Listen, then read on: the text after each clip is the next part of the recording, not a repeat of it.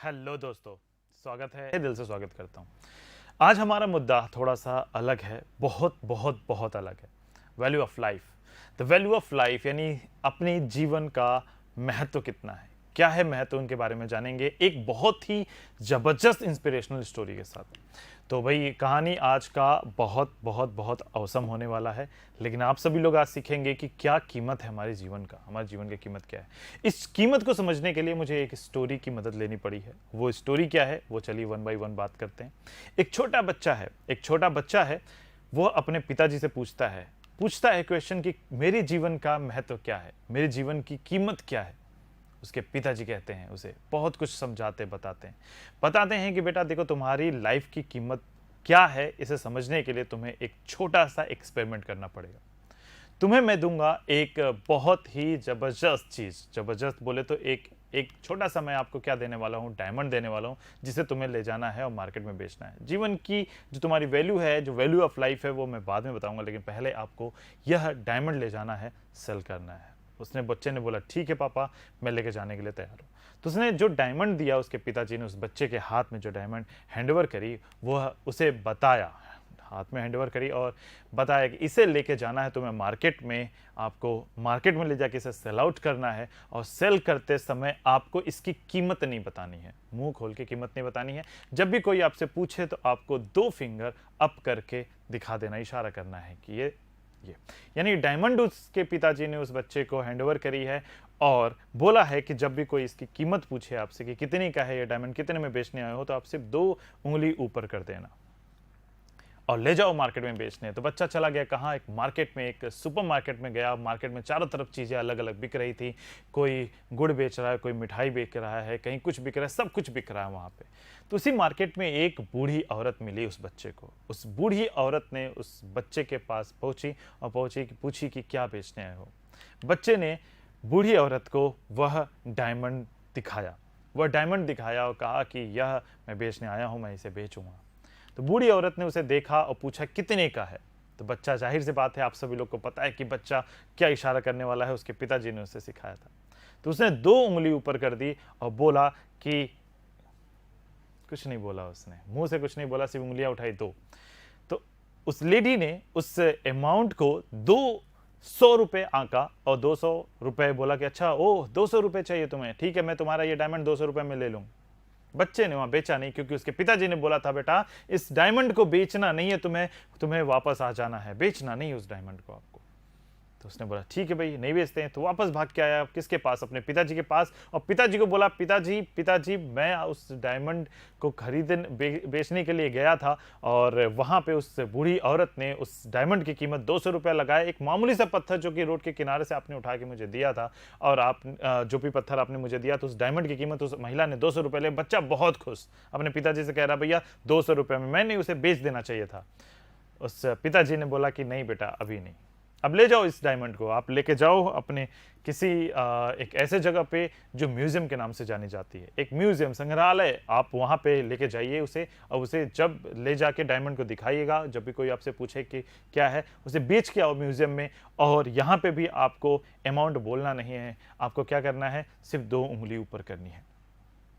बच्चा मान गया उनकी बात को, पहुंचा वहां पे म्यूजियम में एक आदमी मिला। उस आदमी ने उस बच्चे से को वेलकम किया और पूछा कि भाई क्या करने आया। तो बच्चे ने पूरी कहानी बताई कि मैं एक डायमंड रखता हूं और उस डायमंड को आपको क्या कर सकता हूं, दे रहा हूं, इस डायमंड को लीजिए, आप परचेज कर लीजिए और इसके बदले मुझे कुछ अमाउंट दे दीजिए। उस बंदे ने उस वैल्यू की प्राइस यानी उस डायमंड की प्राइस पूछी। तो बच्चे ने फिर से 2 उंगली उठा दी और 2 उंगली उठाई, और यहाँ पे अब उस बंदे ने बोला ओके ये तुम्हें चाहिए 2 उंगली का मतलब जो उस व्यक्ति ने निकाला कि वो 20,000 रुपए है। तो उसने बोला अच्छा 20,000 रुपए, ठीक है, मैं तुम्हारा यह डायमंड 20,000 रुपए में खरीद लेता हूं। इस समय इस व्यक्ति की आंखों में चमक थी, उस बच्चों की आंखों में इस व्यक्ति से कहीं गुना ज्यादा आंखों में चमक थी कि कहीं वो डायमंड 200 रुपए में बिक रहे थे, राइट नाउ इन म्यूजियम यह व्यक्ति उसी डायमंड के 20,000 रुपए देने वाला था। लेकिन अचानक से वो उसे बेचने ही वाला था, लेकिन उसके दिमाग में वो बात दौड़ गई कि उसके पिताजी ने उसे कहा था कि बेटा उसे बेचना नहीं है, तुम्हें यह डायमंड वापस लेके आनी है। ये 20,000 रुपये में वापस आके अपने बच्चे ने अपने पिताजी से कहा, पिताजी इस बार तो 20,000 रुपये मिल रहे थे उस डायमंड के, अब मैंने अभी भी नहीं बेचा, अब क्या करना है? तो पिताजी ने कहा, बेटा बेचना नहीं था अभी भी, अब तुम एक काम करो, इस डायमंड को लेके जाओ एक जौहरी के पास, एक ऐसे व्यक्ति के पास लेके जाओ जो डायमंड खरीदता और बेचता है। उसने उस डायमंड को उस बच्चे को दिया और कहा, उस स्टोन को, उस पत्थर को उस व्यक्ति को दिया और उस पत्थर को बोला कि ले जाओ भाई, एक काम करो, उस व्यक्ति के पास लेके जाओ। वो पहुंच गया, एक बहुत ही आलीशान, एक बहुत बढ़िया दुकान थी जो उसके पिताजी ने बताया, ज्वेलरी शॉप थी, जिसमें एक बूढ़ा व्यक्ति उसका लीड करता था, यानी उस दुकान का जो मालिक था एक बूढ़ा व्यक्ति था, वो टेबल के पीछे बैठा हुआ था। और उसी समय वो बच्चा आया और कहता क्या है, ये बूढ़ा व्यक्ति था जिसे व्यक्ति ने बोला कि मैं ये डायमंड बेचने आया हूँ। पूरी कहानी वैसे ही वापस कही। अब क्या, तो बूढ़ा व्यक्ति इसको देखते ही खुश हो गया, वो टेबल के पीछे से जंप करते हुए मानो बाहर आता है और बोलता है क्या है, भाई मैं पूरी जिंदगी जिस डायमंड को ढूंढ रहा था वो आज मेरे सामने है, मैं इसे डेफिनेटली परचेस कर लूंगा, बताओ इसकी कीमत क्या है। उस व्यक्ति ने इसकी कीमत को तुरंत जानने की इच्छा जाहिर करी।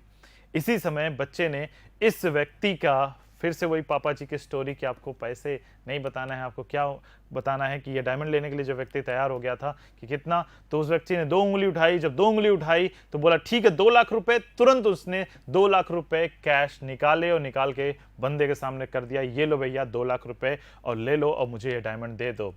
बट ये डायमंड जो था हमारे पास, वो 2 लाख रुपए में भले वो ले रहा था, बट उस बच्चे ने इस डायमंड को बेचा नहीं, क्योंकि उसको उसके पिताजी की बात याद आ गई। वापस भागता हुआ अपने पिताजी के पास गया और उसकी आंखों में इस समय चमक के साथ साथ आंसू भी थे। ये आंसू वो थॉट है, वो प्रोसेस है, वह थिंकिंग है, वह नॉलेज है, वो क्लियरेंस है जो बच्चे को चाहिए थे शुरुआत में, जहां वह अपने पिताजी से पूछ रहा था कि वैल्यू ऑफ लाइफ क्या है। फिर भी मन में कुछ शंका थी, कुछ कंफ्यूजन था, वो अपने पिताजी से क्लियर करना चाहता था। तो ऐसे सिचुएशन में उसके पिताजी ने बताया, यही वैल्यू ऑफ लाइफ है। क्या है ये? यही वैल्यू ऑफ लाइफ है। आपके जीवन की कीमत या आपकी कीमत आंकने वाला व्यक्ति कितना कीमती है, इस बात पे भी डिपेंड करता है। यानी कि आपके जीवन की महत्वता कितनी है, यह इन 3 चीजों पे डिपेंड करती है कि आप कहां पे अपनी वैल्यू आंक रहे हैं, पहली बात। दूसरी बात, आपको आंकने वाला व्यक्ति क्या है और कितना है, और तीसरी, आपके अंदर कितना दमखम है। ये 3 चीजों पे एक व्यक्ति की पूरी वैल्यू डिपेंड करती है। याद रखिए, वही डायमंड एक लोकल मार्केट में लेके जाता है जहां एक लेडी उससे सिर्फ 200 रुपए में खरीदने के लिए तैयार है, उसी को म्यूजियम में बता 20,000 रुपए में खरीदने के लिए तैयार है, वही जौहरी उसी डायमंड के लिए, उसी स्टोन के लिए, उसी पत्थर के लिए 2 लाख रुपए भी देने के लिए तैयार है। व्यक्ति वही है, डायमंड वही है, लेकिन उसकी संगत बहुत कुछ असर डालती है उस सभी चीजों पे। तो यस, आपके लाइफ की भी वैल्यू वही होगी जहां आप हैं उसके आसपास के। यानी एक सही इंसान ही आपकी लाइफ की कीमत आंक सकता है, लेकिन 2 कैटेगरी और भी बैठ करती है वहां पे कि आपके अंदर कितनी वैल्यू है, वो आपको भी समझना होगा, और प्लस आप किस एनवायरनमेंट में पले बड़े और डेवलप हो रहे हैं। तो ये थी आज एक छोटी सी इंस्पिरेशनल स्टोरी।